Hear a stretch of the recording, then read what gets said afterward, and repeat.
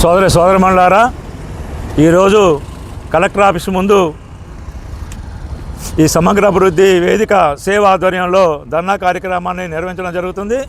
ఈ కార్యక్రమంలో పాల్గొంటున్న సహకరిస్తున్న అందరికీ కూడా సమగ్ర అభివృద్ధి వేదిక తరఫున ధన్యవాదాలు తెలియజేయడం జరుగుతుంది. ఇవాళ పాలవంచ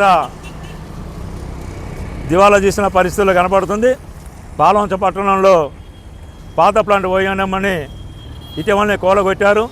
దీంతో పాలవంచ పట్టణ ప్రజలపై ప్రభావం పడ్డది. వ్యాపారాలు దెబ్బతిన్నాయి. ఉద్యోగ ఉపాధి అవకాశాలు ఉన్న పరిస్థితి కనపడట్లేదు. అందుకోసమే ఇవాళ పాలవంచ పట్టణంలో తక్షణమే 8వ దశ నిర్మాణాన్ని చేపట్టాలని చెప్పేసి రాష్ట్ర ప్రభుత్వాన్ని డిమాండ్ చేయడం జరుగుతుంది. డిమాండ్ చేయడమే కాదు, సోమ గురువారాలలో ఈ తెలంగాణ రాష్ట్ర సెక్రటరియట్లో నేరుగా ముఖ్యమంత్రి రేవంత్ రెడ్డి గారికి, అట్లానే ఉప ముఖ్యమంత్రి బట్టి విక్రమార్క గారికి, అట్లానే వ్యవసాయ శాఖ మంత్రి తుమ్మల నాగేశ్వరరావు గారు, రెవెన్యూ శాఖ మంత్రి పొంగులేటి శ్రీనివాసరావు గారు, అట్లానే చీఫ్ సెక్రటరీ విద్యుత్ సౌదాలో సీఎండీ వీళ్ళందరూ కూడా రిప్రజెంటేషన్ ఇవ్వడం జరిగింది. మేము పాలవంచ అందరి తరపున విజ్ఞప్తి చేసేది, పాలవంచ సంబంధించి అన్ని మౌలిక సదుపాయాలు ఉన్నాయి. కిన్నెరసాని గోదావరి నీళ్ళు ఉన్నాయి. బొగ్గు పుష్కలంగా ఉంది.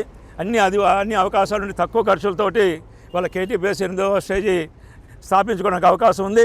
అందుకోసం పాలవంచ పట్టణం రాబోయే రోజుల్లో ఈ పరిస్థితుల్లో కూడా ఉండే పరిస్థితి లేదు. ఎందుకంటే 5వ దశ 2 సంవత్సరాల్లోనే డిస్మెంటల్ చేయబోతున్నారు. ఒక 10-12 సంవత్సరాల్లో 6th ప్లాంట్ కూడా డిస్మెంటల్ చేయబోతున్నారు. ఈ 2 ప్లాంట్ను కూడా డిస్మెంటల్ కనుక చేస్తే పాలవంచ సంబంధించి ఉనికినే కోల్పోయే ప్రమాదం ఉంది. అందుకోసం ఇవన్నీ దృష్టిలో పెట్టుకొని రాష్ట్ర ప్రభుత్వానికి ఇప్పటికే విజ్ఞప్తి చేయడం జరిగింది. దశవారీ కార్యక్రమాన్ని కూడా చేపట్టడం జరిగింది.